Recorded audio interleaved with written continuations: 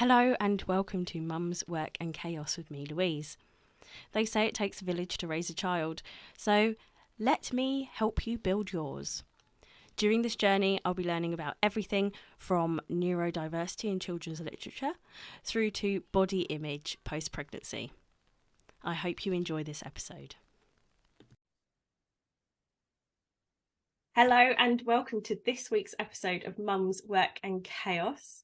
Today I am joined by the wonderful mumfluencer. Are we going with that term? Aksinia Louise. Yeah, I mean, if we want to put people off, I guess mumfluencer is the way to go. How would you describe yourself and your content on Instagram? Oh gosh, I try and stay away from the influencer word just because on a very personal note, I find influencers very annoying. So I think that Agreed. Agreed, right. I think if people ask, oh, what kind of what's your platform, I just kind of say I'm a wannabe comedian. Like I like making fun of things. That's pretty much all I do. Just make fun of random things. A lot of it parenting, obviously, because most of us can identify with that. But yeah, I would, when people are like, oh my gosh, you're my favorite social media influencer, I'm like, please, no, I'm not that. I think you sort of hit that territory in a way accidentally with the gifting of your latest rucksack that you have so funny. from your child. Yeah. Oh my gosh, I love it. Like I literally took it to work yesterday. And like for those that don't know, I'm a nurse as well. So I literally had this fluffy teddy bear backpack with stethoscope in it, my God, brilliant. Lunch, blood pressure cuff, all this stuff. And I was just like, this is quite juvenile, but I don't care. It's mine now. So my daughter has an aerial backpack from, I don't know if you guys have Smiggle over in New Zealand. We actually do, but it's not going to be as big as it is in the UK. No, it's like tiny still. Yeah, it's like a parent's nightmare. You're walking through the shopping mall and you're just like trying to avoid it. It's all glittery, like stimulation overload, isn't it? Yeah. And overpriced water bottles, and it's just like, oh my God, it's horrible. Yes. But she has this. We treated her to this aerial backpack the size of her because they're all huge. For her birthday last year, and the amount of times I carry that thing into school is unbelievable. And so I now have this joke with her that if she does not take the backpack, it's now my backpack. And quite honestly, I would very happily wear a glittery purple aerial backpack. Absolutely. I feel like they need to make stuff our age just a little bit more fabulous. Like I know, kids have like zero social pressure. They're just like, yes, this is me. This is my ridiculously flamboyant backpack just for school, And I really what I did appreciate about that whole rucksack thing was just that people don't have to reach out, but they do, and that's always really lovely. And I think that unless they're creepy, they're then please don't reach out. But this lady was not creepy at all. And I think the thing that I was most impressed by, because I was a little bit nervous when I sent her that video initially, because I'm still being funny, like I'm still taking the mic quite a lot, and but she was like, oh my gosh, I love it, it's perfect. And I thought, oh, you guys are good, okay, you can totally take a joke. And I think that people that have reached out for the large part we like your humor, could you please inject some of that into our product, or for a video or whatever. So that's been really cool because people are up for it. So I think that's the thing though, isn't it? It's like, when you're looking for someone to promote your things, you're generally looking for someone who has the same sort of ethos or humor as you and your brand do. But I think sometimes people don't really know what they're looking for, and they just like mass reach out as well, which can be a bit much. And I think what, with the whole, because I did get people sort of reach out and be like, the typical sort of I don't want to talk badly about it, but like the sort of multi-level marketing. Stuff that are just like, oh my gosh, babes, Anna, look at your account. Oh my gosh, I'm obsessed with your content. I really think you'd be amazing at this business. You've got such a fire in you, and all this kind of stuff. And it's just like, ooh, like all this intensity. Basically trying to sell something, like, the minute you are like one of their team, because I've been there. Yeah, me too. I've been there. The minute you're one of their team with your sort of following, I mean, everyone, Aksinia's account, Mum Hacks for You, is 100% you must follow, but you have over like 115,000 followers on your account now. So yeah, that's but kind of that's people still that really you can surreal. influence into buying that mascara that everyone must have, and so that way your sales impact theirs. So it's like an easy win for them, really. I guess so. Yeah, I think that with the multi-level marketing, it's just my experience of it anyways, that there's a lot of target towards mums, because mums are at home, mums are often isolated, mums are often bored, mums would like little side hustles, side income. And I think there's a lot of and this is why I stepped away from it actually, but there's a lot of I think manipulation, to be honest with you, because it's like, you know, do you want this amazing future for your children, or do you want to just stay where you are? It's like, well, hold on a sec, where you are might not be that bad, you know. But they kind of try and, you know, use all the buzzwords to try and get moms to sign up to this stuff. And it's always, I'm sorry, it's always really expensive. Like, one thing all of these companies have in common is just like, you know what, I don't really want to spend like $50 on a toothpaste. I just don't, you know, I mean, life's too short. Yeah, so I did definitely step away from it just because it just felt very intense, and so occasionally gets that. But I've been there. I've been on both sides actually. I've worked as you know.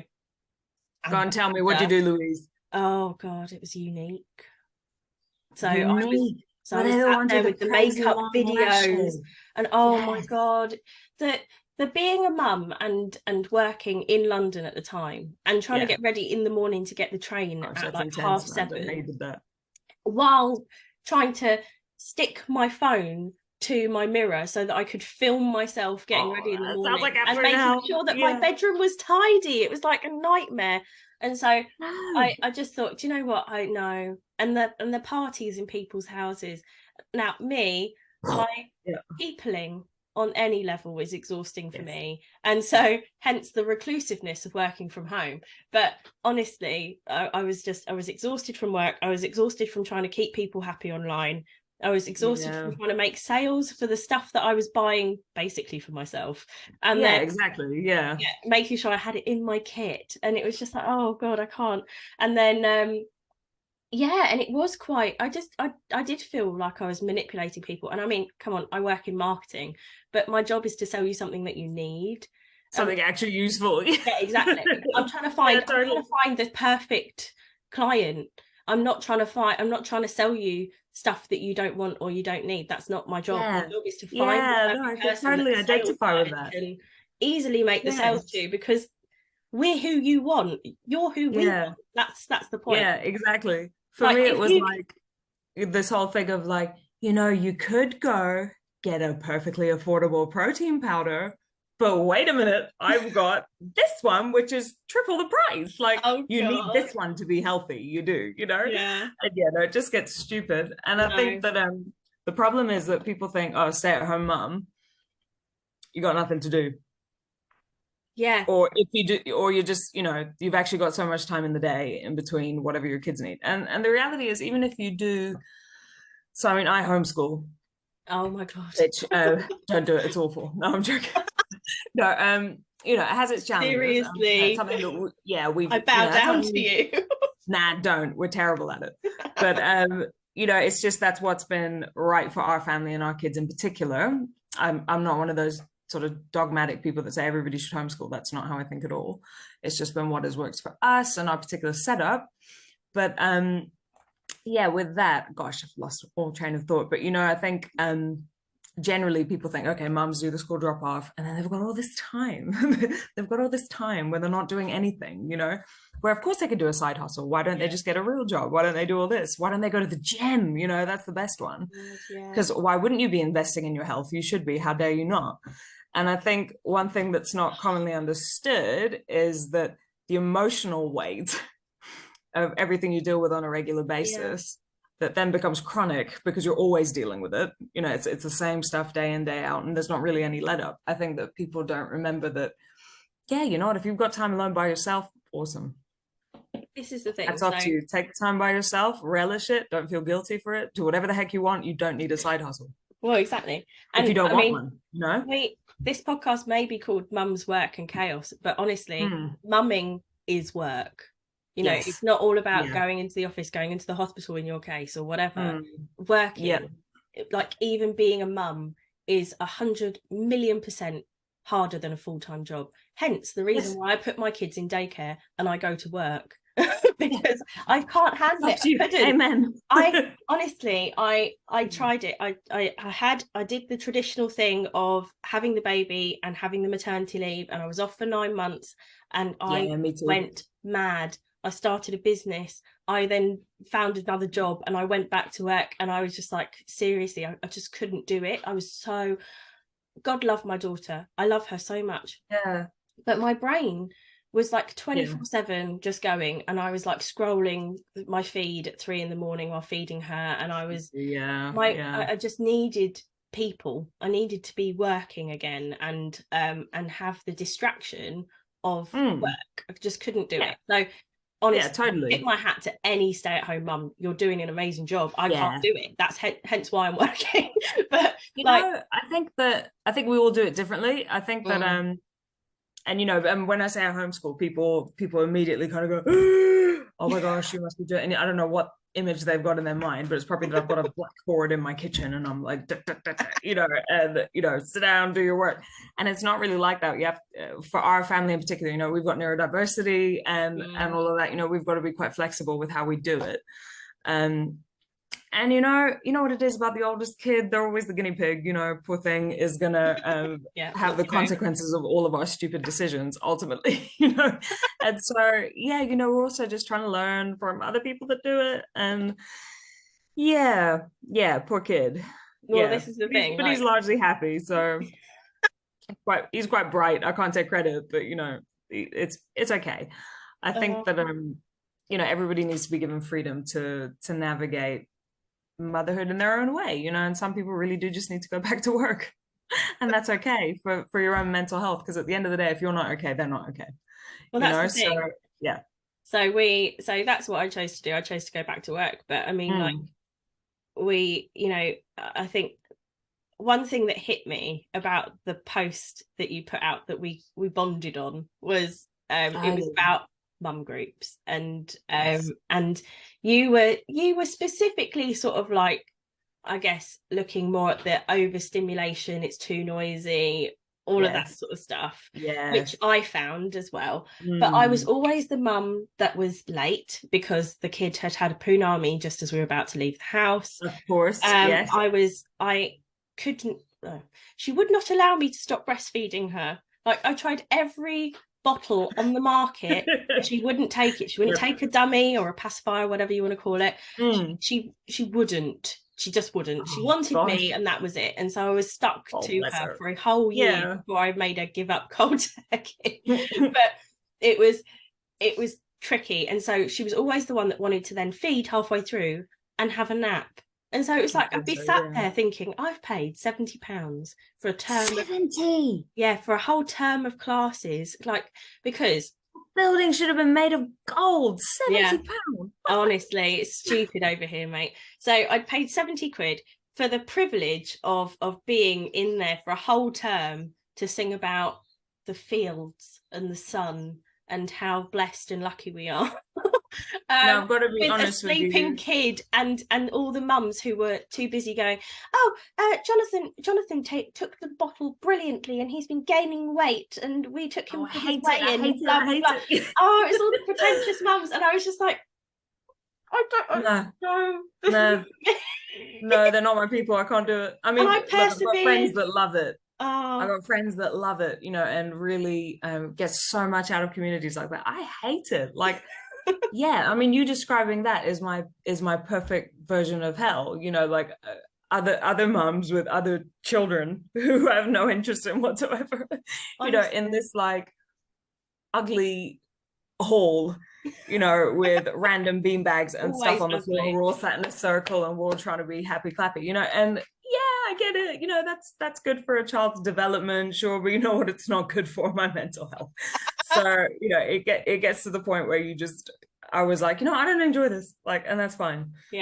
I was really lucky. I found my gang of misfits, and we would sit in the corner and just natter together, and it'd be like, it's time for the wooden spoon to come out now. Okay, we've all got our wooden spoon, and or we've all got our feathers, or the thing that our child actually really hates. Yeah. and they don't want to play with that all. Okay. But so we'd all be sat there having this natter, and then eventually we started a WhatsApp group that was essentially bitching about the classes, and then arranging to go to the pub instead. Arranging to go for a coffee or a sandwich or something instead, because we just didn't want to do it. And it was just like, are you guys going to the church group this week? Nah. Let's just go for a cup of tea. Okay, let's do that. But it was like, even the church ones were like £1 to go, and they were full of nannies. There weren't any parents there, because it was like, really, like childminders and nannies, because it was only £1 to go. It was like easy entertainment. Yeah, and it was just like the kids just going on a rampage, like throwing cars at each other and stuff. And it was just like, oh, no, I can't even do this one. I just want to go to a cafe and teach my child to eat cake. That's what I'm going to do. Yeah, amen, hallelujah. Like, I think with my eldest, is I've got 3 boys. So, you know, with my first, he kind of set the tone for everything. And you know what? Like, somehow that child has turned out to be exactly like me in every way, and also hates people. So, you know, as a toddler trying to take him in, or even as a baby, to these things, so like, he is not interested at all. And I remember even so there was quite a big soft play area. Yeah. Where we used to live in the UK. And so my mum and I took my son to this thing, and he was a toddler. So he's gone. Right now we cannot get him back down so that we can leave, because by this point I've had enough. So I literally go buy this massive bag of chocolate buttons, and I'm like, hey, like trying to wave this thing so you can see it through the chocolate out. And he's like looking at me and then running away. And in the end, like, you know, just kind of force him out. And it's just, you know, the screaming tantrum, and just, you know, didn't want to play with anybody else, just wanted to go climb this thing. But trying to take him into any of these groups, oh no, it was just meltdown central. And in the end, I was like, you know what, kid, I don't like people. You don't like people either. Why are we torturing ourselves? Bothering? Let's just go home. So let's go home and watch YouTube. Well, that's the thing. So my kids, I have 3 as well, but mine are girls. Awesome. And so, wow. yeah, my husband is massively outnumbered. Even the dogs are girls, so he's screwed. But yeah, my dog's a girl too. Yeah, it's just me and her on the floor. So, like, with her, it was, I tried the actual thing. I did the thing. I didn't like the thing. And then my second, who is now 2, was born just as like a month into the first lockdown in the UK. So she was the 20th of April. Wow. And so lockdown started on the 22nd of March. That was it. Mother's Day. No Mother's Day. Actually, why do the mothers get a day when it's COVID? We went into lockdown on Mother's Day. She was born a month later, and it was quite nice. It was quiet on the ward. You know, there weren't any like grandparents running around trying to grab you things and faff around the child, which was quite nice. And then it carried on, and I was like, oh, we don't get to go to baby groups. What's going on? You know, and I loved it. It was the best, hottest summer we'd had in the UK for ages. I remember seeing that on the news. And so we had the paddling pool out. We went for walks. She got to enjoy going to the woods every day. We just went for walks in the woods, because I was having to work and homeschool with a new baby. From why were you working? So because of my job, I can do it remotely anywhere. And people still needed marketing, and because I work in cybersecurity as well, like the company I was working for at the time, they were just making bank. Like, seriously, every cyber hacker in the world was out in force, because they were like, oh, everyone's working from home, we can take advantage of everyone working from home, and the lack of security people were able to implement. And so I was there like that. tapping away, doing all the socials and the marketing around all of that, and homeschooling. And so it was like we all needed to get out and just like being in the woods, being like out for outside. Yes. It's like, how many leaves can you count? We just did maths. How many spell leaf? We just did English. Yay! And you are a genius. But it was like, how many things can you combine into one? Oh, let's talk about the rain. Science. And so, oh, that's sweet. But it's so special as well, spending that time as a family. I think loads of people sort of unexpectedly thrived. Yeah. We did not thrive. But you know, we were quite lucky in that over in New Zealand, you know, we were lucky in that, you know, in that with that alpha variant, the one that really was very catastrophic. Obviously the borders were shut for us, so we really didn't see the ramifications of that like the rest of the world did. And you know, and that also came at a cost, you know. But ultimately, you know, there was a lot of people that were protected as a result. But you know, when you homeschool already, like, there's no different. You kind of think it's at home anyway. What do you mean Pizza Hut's shut? Why the hell's it shut? You know, like this is what we do on a Friday night. You know, we cry into our pizza because we've had enough. You know, like how come we can't have Pizza Hut now?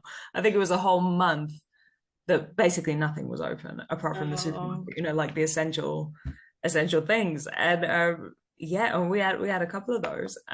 But the nice thing is, you know, where we live on the North Island, we're literally right opposite the beach.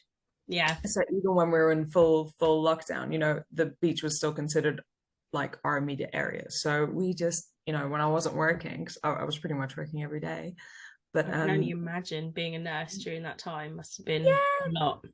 Yeah, you know, I don't overstate it just because so I'm UK trained, UK qualified, and worked in the NHS for a good number of years in NHS EDs.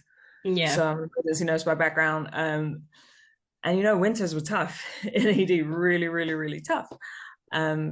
Big hospital, you know, 23 waiting in the ambulance line, you know, 23 more ambulances coming. You know, it was chaos. It was absolute chaos every single winter, you know, pre-COVID. And I gotta say, you know, I wasn't in ED during COVID in New Zealand. I was working in a mix of general practice and also acute urgent care.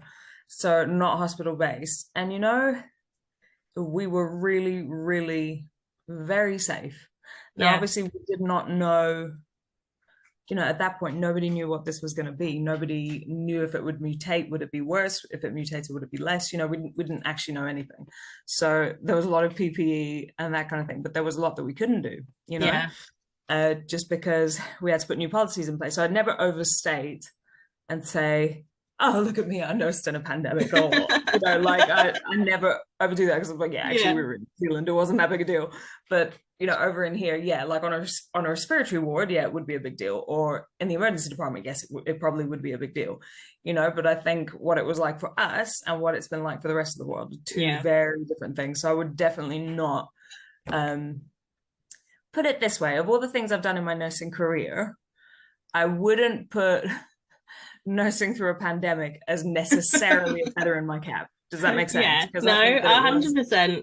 I don't want to take away from what a lot of my, you know, friends in the UK have been doing in ED. Like they saw some horrific stuff. We were very, very blessed that we did not see any of that.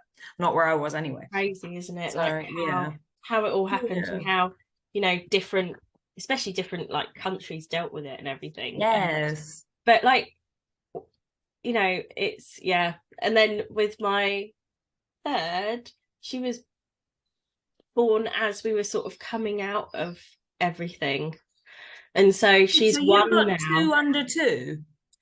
So I've got a 2-year-old and a 1-year-old. Although the 2-year-old's going to be 3 next month, but it was she. Let's just say, well done, you gosh, massiff surprise, a happy surprise, but huge surprise. Yes. I was we were not expecting her. Oh, that's awesome though. And how old's your eldest?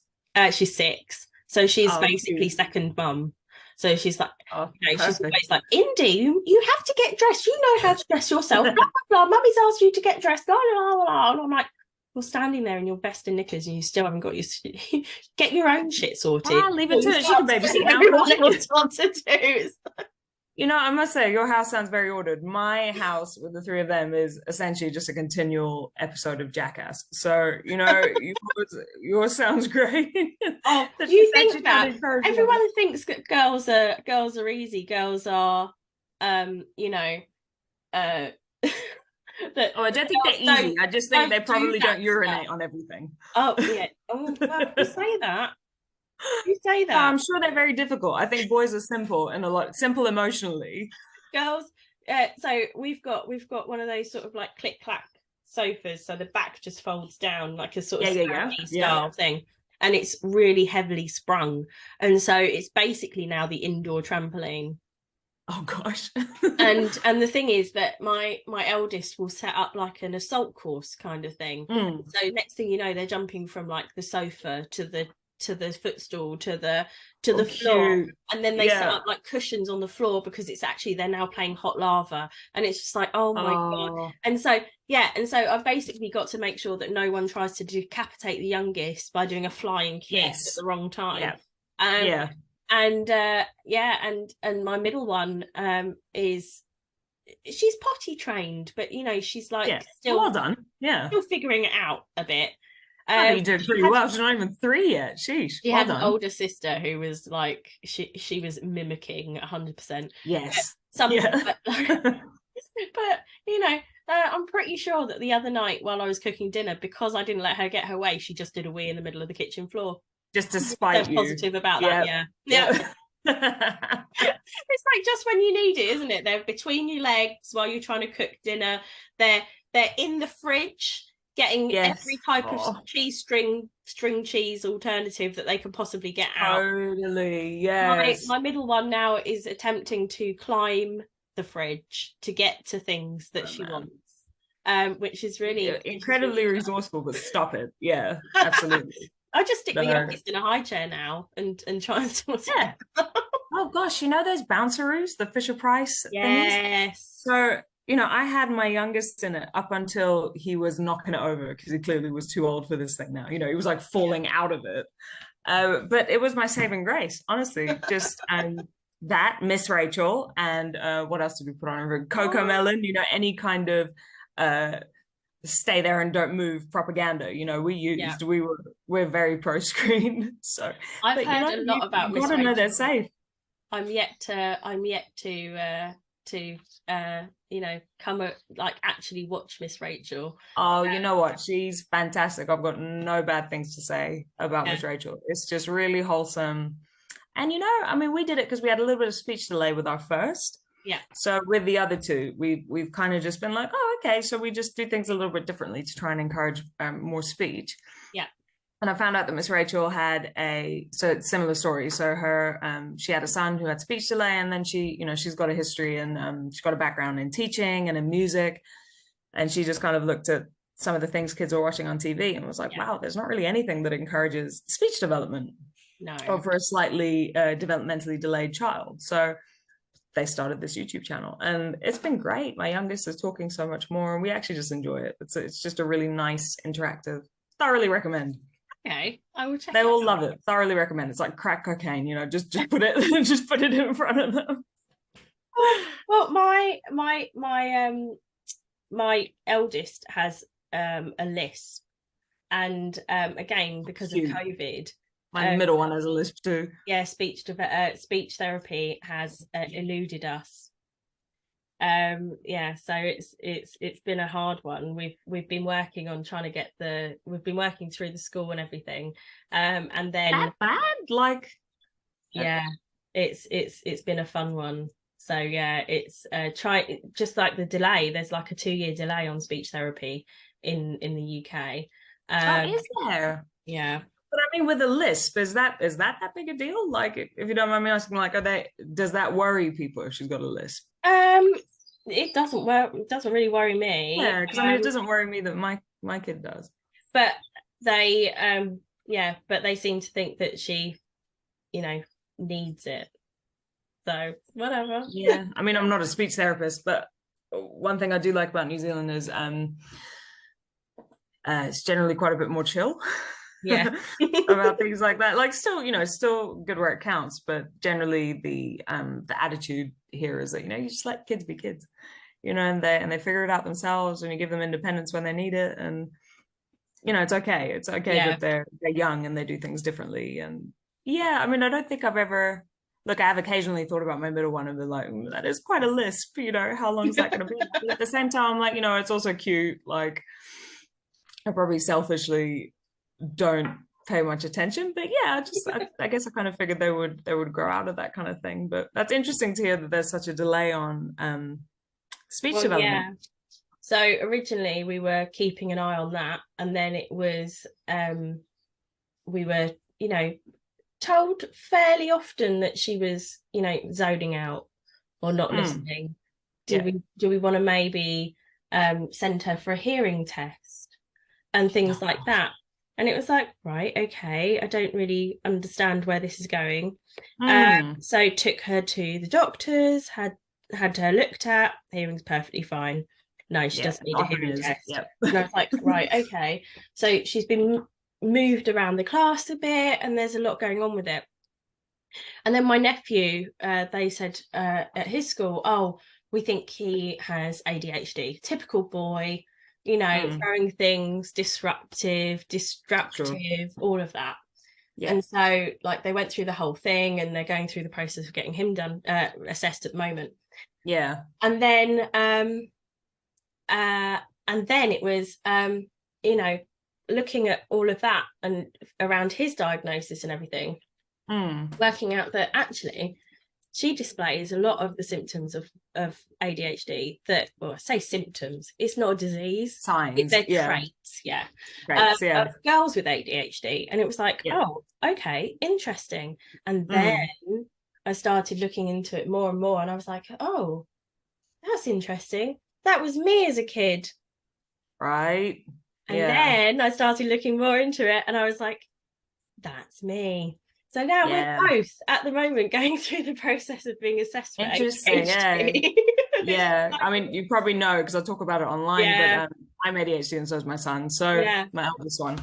And yeah, we do have very similar ways in which we process things. But I think that I was chatting with my mum actually the other day. There's a bit of a surge at the moment globally, or at least in the Western world, women getting diagnosed, and you know, well into their 30s. And I think it's because we mask a lot as kids, whereas I think boys often don't mask.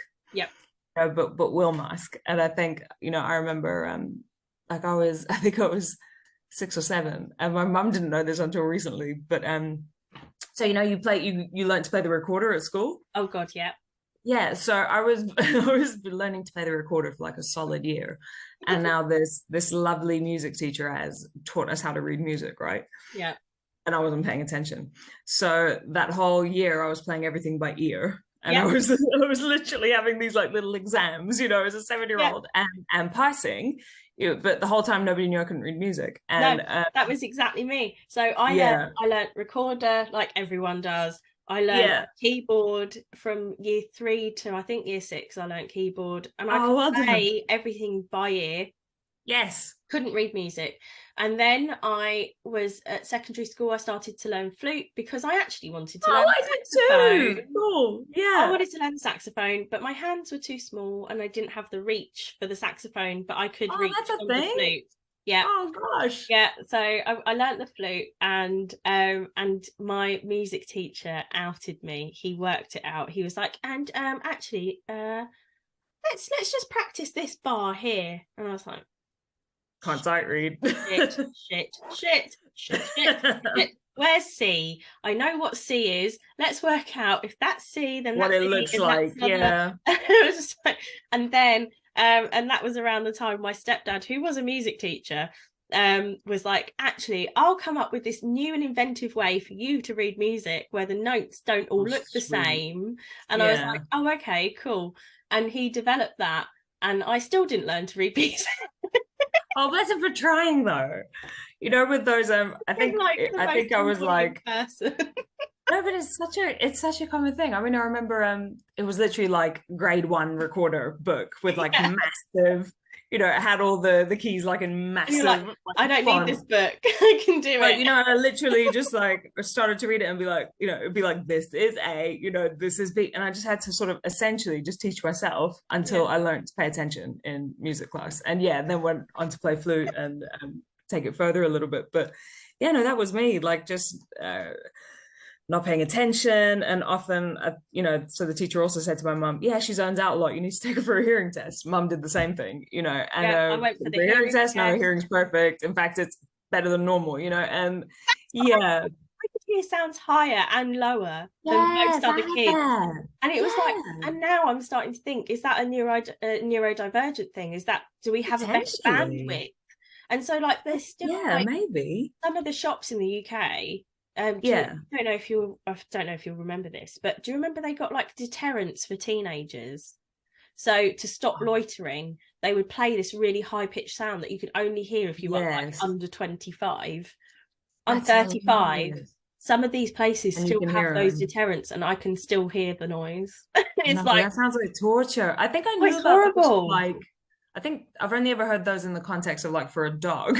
You know, I know. But gosh, that kind of makes sense. Obviously, in the UK, we have a huge loitering problem. And they're all under 20 apparently. Honestly, I may have been known to loiter near a shop every now and then. That's funny that you can hear it. No, that sounds like absolute torture. You know what drives me mad is the extractor fan. Oh God, I hate it the minute that thing goes off. Like my husband, you know what? It's more like why don't you have it on while you're cooking? And I'm like, because then I want to kill everyone. Yeah, basically, yeah. No. And then my husband will come in and be like, oh, it's a bit steamy in here, and then just like turn it on for no reason. No one's cooking, and I'm like, don't do that. Same with classical music. The worst one for me at the moment is my kids can turn the bathroom light on and it turns on the extractor fan. The fan, And we don't live in a huge house, so like I can be anywhere in the house and I can still hear it. And so I'm like, why has someone left the light on? Like, seriously, you've been to the toilet, you've washed your hands, now you turn the light off.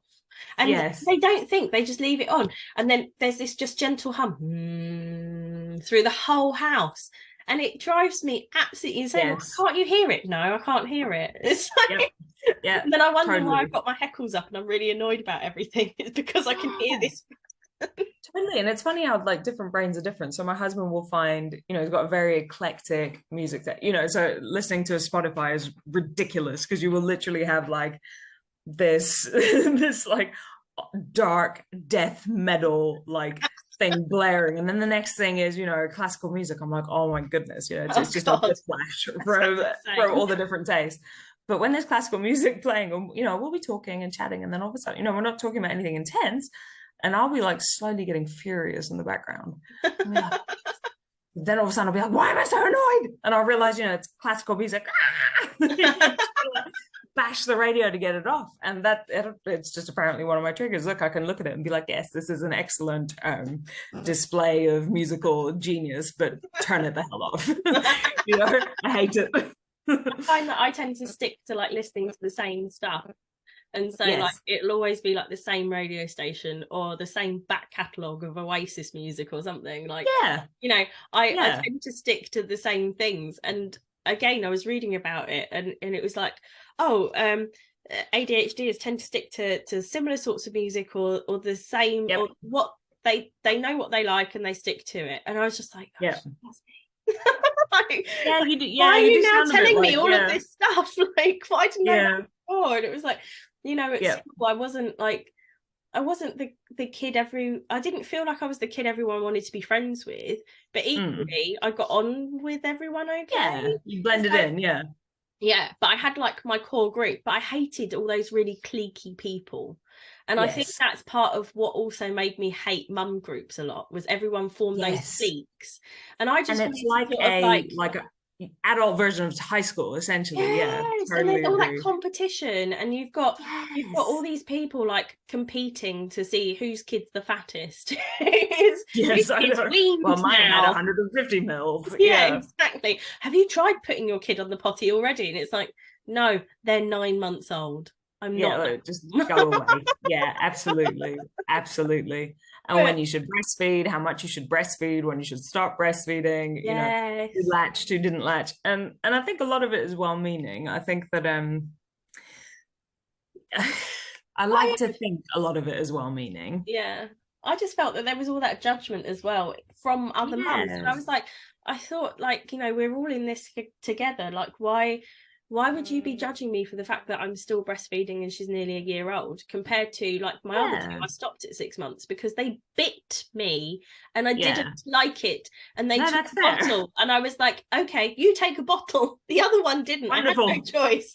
Here, have a bottle. But absolutely, like, but I'd look at other mums who were bottle feeding and the judgment they were getting from the breastfeeding mums, and I was just like, why though? Like, they're doing what they can do. Like, no, totally. And and I think that it's all of that stuff that really, really gets to me, like really, really, really gets to me.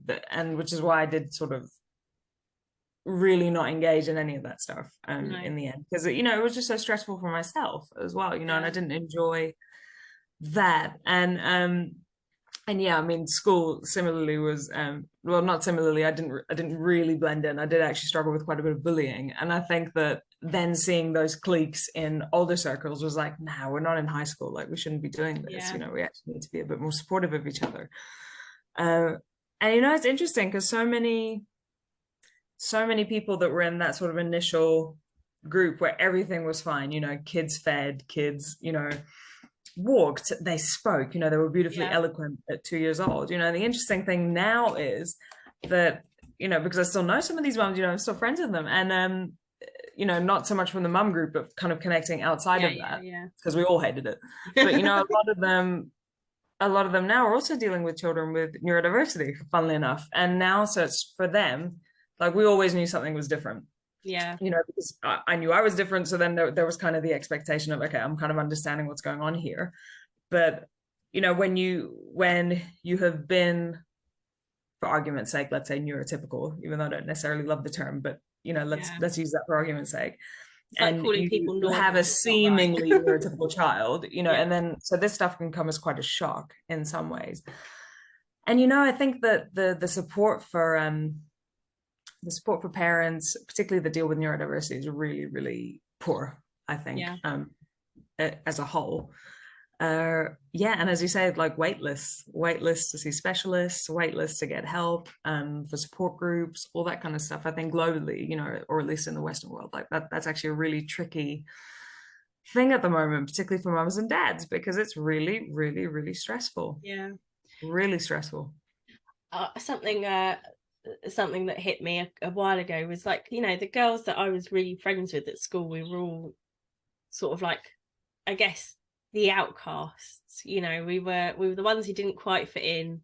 I could hold a conversation with half the class, but it wasn't like we blended in exactly. No, we were the different ones, but I guess in a way, some were more tolerable to the cool kids than others.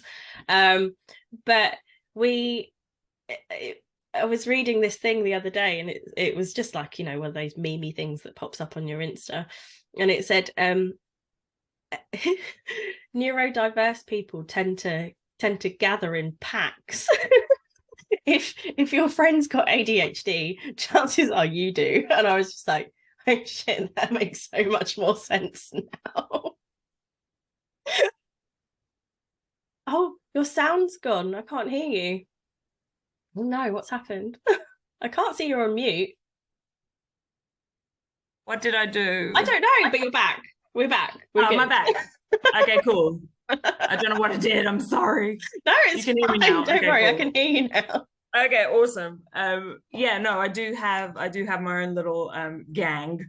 And we're all, highly, highly medicated, and conversations are interesting but always fun, but they have been an absolute rock. We've been so blessed where we are that actually for our kid, with ADHD, there's just been so much support. And we, we did opt to go privately for everything, just because in New Zealand as well, the public services for kids are quite, there's also long waiting lists. Oh, okay. And the thing with, when people just need support and help, sometimes it is easier to just get it done quicker, even though it's expensive. But having said that, there's been a lot of pros that have come with that. And so we were just able to get all the support we needed much quicker.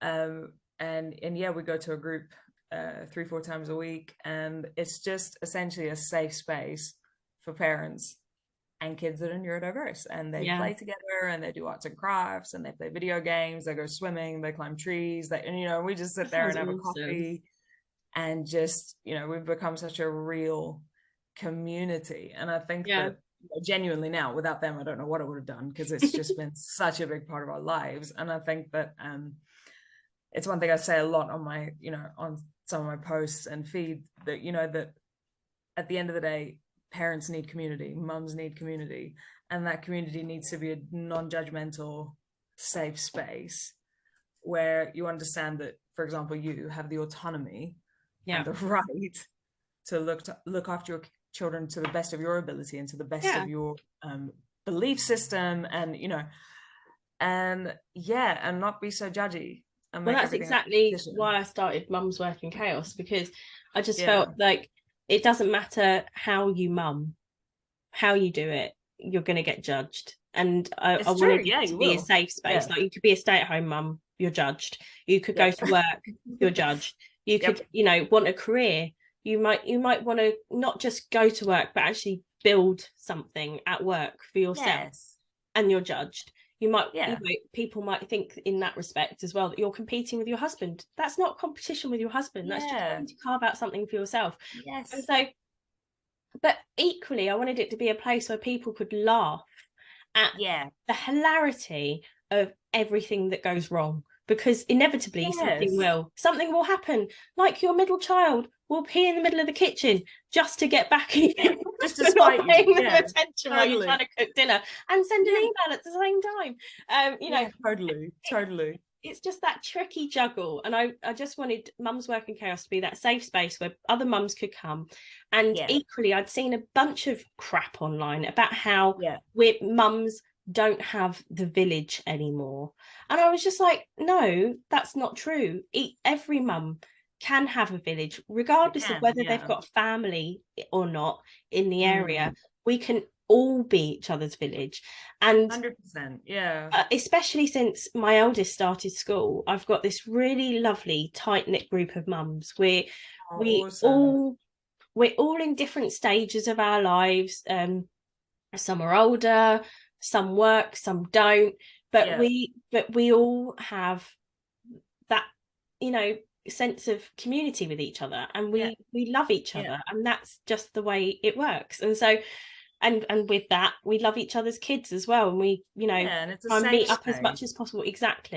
But it wasn't until she started school that I really felt that I had that village, that I had that mum group that I could really rely on, and equally they could rely on me, which was brilliant. It was actually really nice to feel like you're contributing to something and helping your friends. And so that's exactly why I started Mum's Work in Chaos, so that we could laugh at the silly things like the evilness of mum groups, of baby groups, but then we could also take into account that eventually you find your tribe, and you do, or that's the hope, and I think that there is that really, I think the thing that's not talked about enough, and I do talk about it, is the sort of the mental health side of this whole stay-at-home mum gig, or just motherhood or parenthood, because it doesn't just have to be mums, it's dads too. And I think that it's a very misunderstood, what even is the word for it? I just feel like mums as a whole are just a very misunderstood group. Firstly, we're all very different, but there's this huge, I can't even get my words out, but what I'm trying to say So you're pregnant for 9 months, you have a baby, and then there's this huge what they call the fourth trimester, right? Like this adjustment to feeding, to sleep routines, to having to look after somebody and yourself somehow.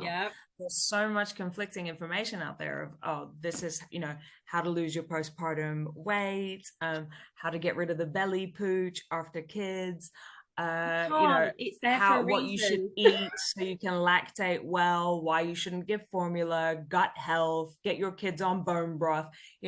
There's so much of this stuff. And with my first child, like, I had severe postpartum anxiety, and at the time I didn't know it was a thing. I kind of thought, okay, well, I've heard of postpartum depression, for example, but not postpartum anxiety, and I didn't realize it was a thing until a while later.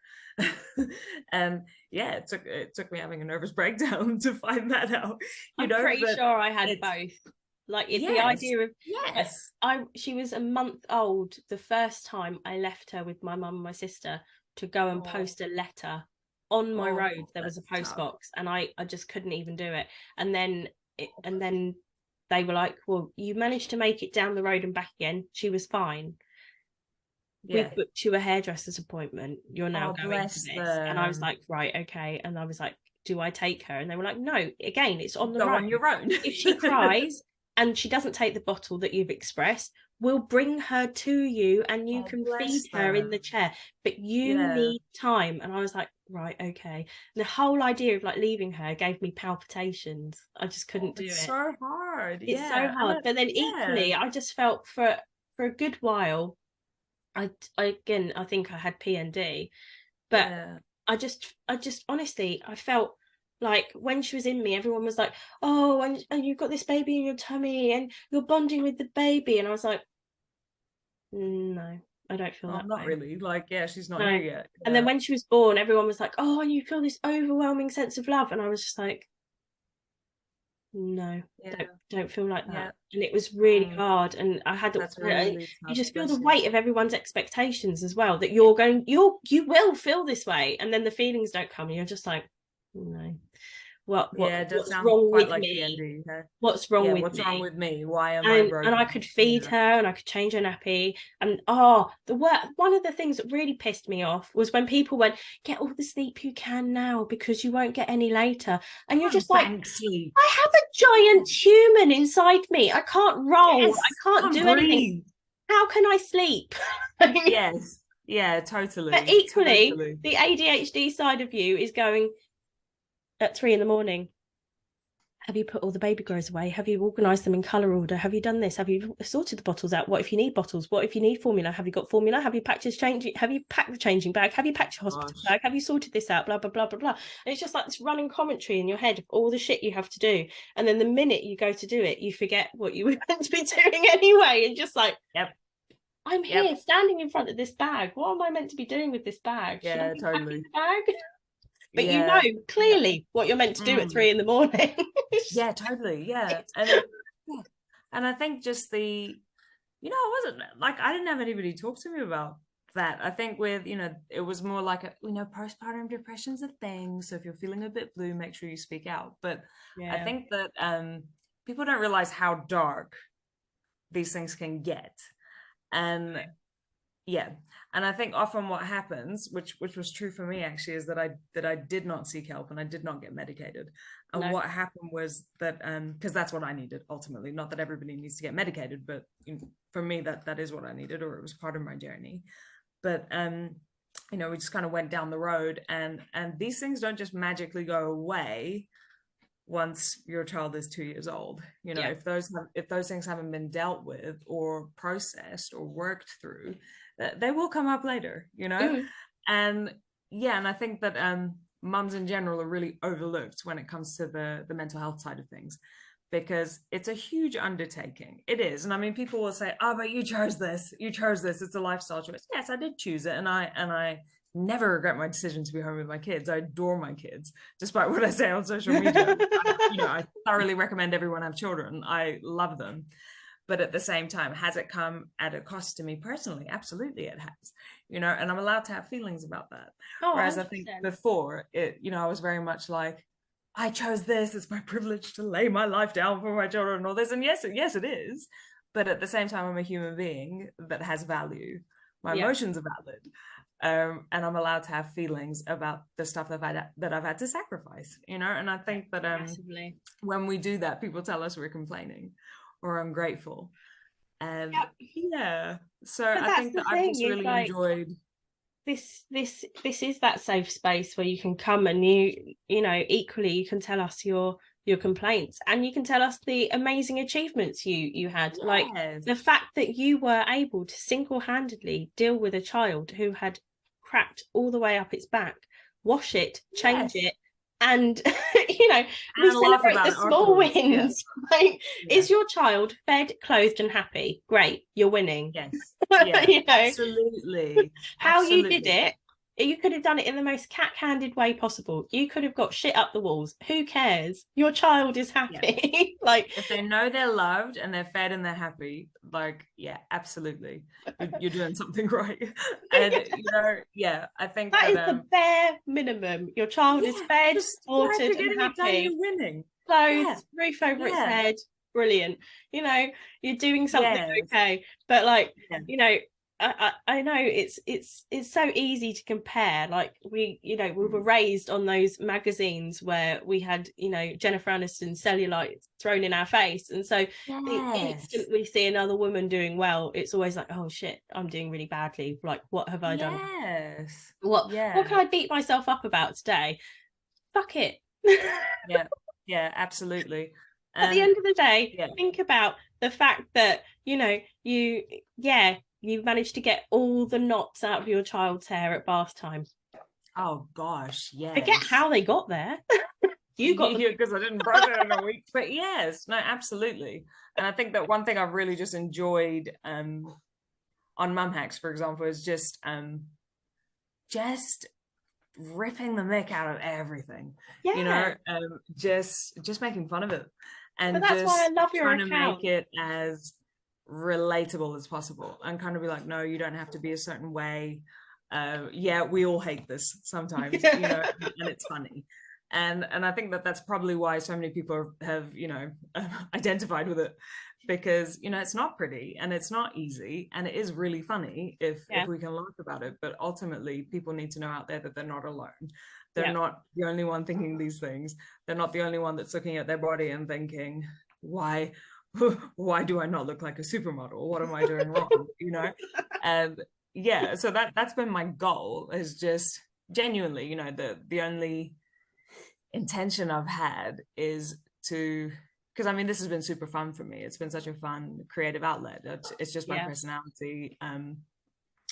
You know, just I enjoy making digs at things. I enjoy making fun of things. You know, in a lighthearted way. Oh yeah. And and I mean, parenting has given me so much like content, for goodness sake. You know, half the stuff I put on, genuinely, the majority of stuff I put on is authentic. You know, it's stuff that's actually happened. And I've just like, you know, maybe embellished it or kind of just made it a bit more social media worthy, but all of it's true. Most of it's true. So it's just been really quite satisfying making stuff that's very relatable. Or that's the aim anyway. And, you know, much like Mum's Work in Chaos, you know, trying to create that kind of safe space. You are not going to feel less here. You're going to find something you can identify with. This is to make you smile. This is to make you feel like you're not alone, you know, and then throwing in some of the mental health stuff in there as well, to kind of be like, look, there's actually a real person behind this satire. Well, that's the thing, isn't it, as well, is making it relatable. But I mean, like, some of the solace, there's the bad parts of Instagram, and there's the bits that make you feel a bit shit, like seeing, you know, the supermodels flaunting around with their 3 children and their flat stomachs, but the neutral clothes. Yes. Don't forget the neutral clothes, Louise. Don't forget the neutral clothes. I forgot about that. Big hat. And the $150 Montessori rainbow set that every mum must have. Also in neutral colours. Oh yes. Oh god, no. My gender reveal for my last one was my eldest going, but mummy, we already know it's a girl. There you go. My middle one riding around on her tricycle, and then me and my husband firing off a confetti cannon that no one could tell the color of because the camera was too far away. We just didn't do it. I think that obviously brilliant. We found out because I couldn't not know what I was having. No. I had to know. And by the third one, like, I knew before she even told me, because I could clearly see this willy like on the scan. I was like, oh gosh, I'm having another one. I was so sure I was having a girl that time as well. So yeah, no, we cried. I was convinced my middle one was a boy. I was convinced she was a boy because she felt so different to my eldest. But she is equally the only one who will wear a tracksuit and trainers at all times.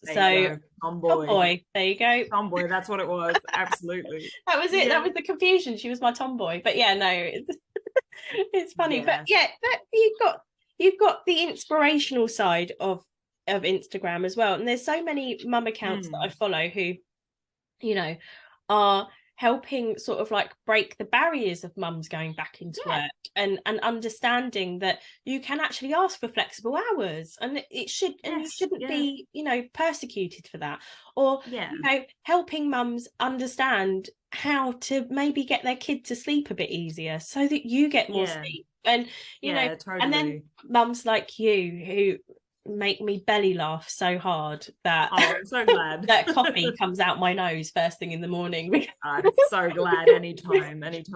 But this is the thing, that's the best review I think any comic mum account can have is, you made coffee come out of my nose. I laugh so hard. But I'm putting that in my bio. But yeah, so like but I watch these things and I think, I can't do that. And honestly, like, I was raised on sarcasm, good on you.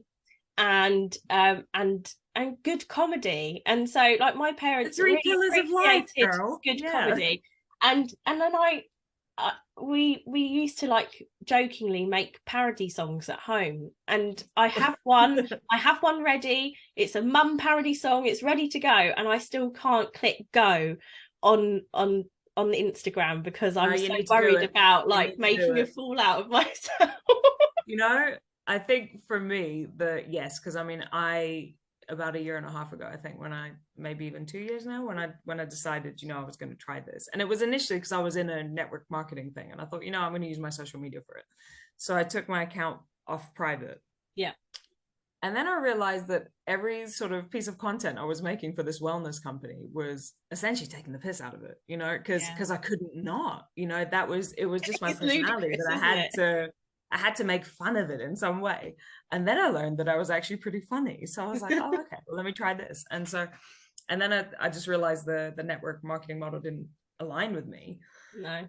So I just kind of carried on down the comedy route. And in the beginning, it was a lot of trending audios because Instagram obviously has that algorithm. Yeah. And it's not enough to just be good or be funny or, be anything.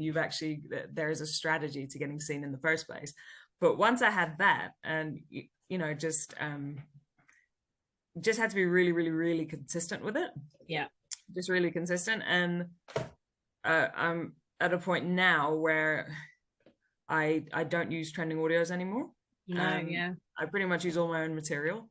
And if I have borrowed like a joke, I will tag who I borrowed it from in the caption. And that's what I wanted to do from the beginning, was be using my own material. But it took a few sort of confidence steps, because it's weird seeing yourself on camera. It's hearing your own voice back to yourself, like all that stuff is odd. And I was filming something the other day where I was yelling, and as I was yelling, I'm still learning how to put falsies on, so you'll see some mistakes in my videos, but literally one of the lashes was like wobbling as I was yelling, and I was like, I can't actually put that on video. I was like, hold on, let me just go sort my false eyelashes.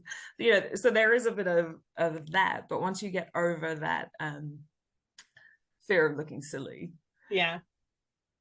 and you realize how much more value that adds than something that's perfectly curated and boring. you know? And I think that, remember, it's relatability, and people want to be able to relate to you. They want to know you're a real person. And put it out there, you know, because you literally don't have anything to lose. Yeah. And you got everything to gain. It's exciting. You know? I promise I will do it, and I will send it to you. So do it. You will love it. I will love it. And I think that this podcast is amazing, and I'm really glad that these things are emerging into this sector as well, because we need it. Like, there needs to be a shift away from, this is what you should look like, this is what you should parent like, this is what gentle parenting is, this is what conscious parenting is, you know, this is how you should wean your kids, you know, vegetables first, not fruit, you know. There's so much of it. We're bombarded with that information all the time, and we actually just need spaces for mums to be crazy, because, well, we are. So, you know, 100%. We need, it's exactly that. And I'm really glad to be occupying this corner of the internet with you, where mums are safe and they can have a laugh. Absolutely, yes. Thoroughly agree. And even for dads, you know, like, I was thinking about it today, and I was like, oh gosh, you know, dads get a hard rap as well, you know. They do. And like, there's a lot more stay-at-home dads than there was before, you know. And I mean, my husband had to do it for a couple of years when we moved out here, just because so we came out on a skilled migrant visa, so essentially it was under me, so I had to work full-time for a year, which meant that he was the stay-at-home dad and then we had 2 kids, you know. And so it was a really interesting time for both of us, because we were essentially both playing out a fiddle. But oh, God bless that man. Well, my husband started working from home 3 years ago when COVID hit, and of course, hasn't left. He's still here. We share an office. And awesome. Actually, him being at home has been the best thing for me. Yes. And our kids. And girls, so, I'm sure. And he can help with school runs. He's there for dinner. He's there for breakfast. He's, you know, on the days when really lucky. You're really blessed. And that's the thing. Like, he does loads around the house as well. Like, you know, I might moan every now and again that he doesn't touch the laundry, but but you know, if the other way around come out, oh gosh, socks. Gosh, no, I genuinely don't have complaints about my hubby. He's actually really, really good. And you know, so I remember some of the challenges he had when he was by himself with the kids and I was at work, you know. And likewise for me, you know, I'd get home and I was completely overstimulated and also just wanted them to go away, you know. So it took adjustment, kind of me learning to be at home again. And work part-time, and then him learning to be at work full-time. So I think you know, dads have it hard too. Well, I think him working from home gave him a lot of insight into what I was dealing with on a daily basis of working and running and everything else, and then made him go, oh, actually, you know, I can step up a bit more here, which was really great. That's awesome. And it's so good for your girls to have him around so much. That's really beautiful. So I unfortunately do have to go because I have work now. Me too. It's also late here. Oh my God, I can imagine it's really late for you.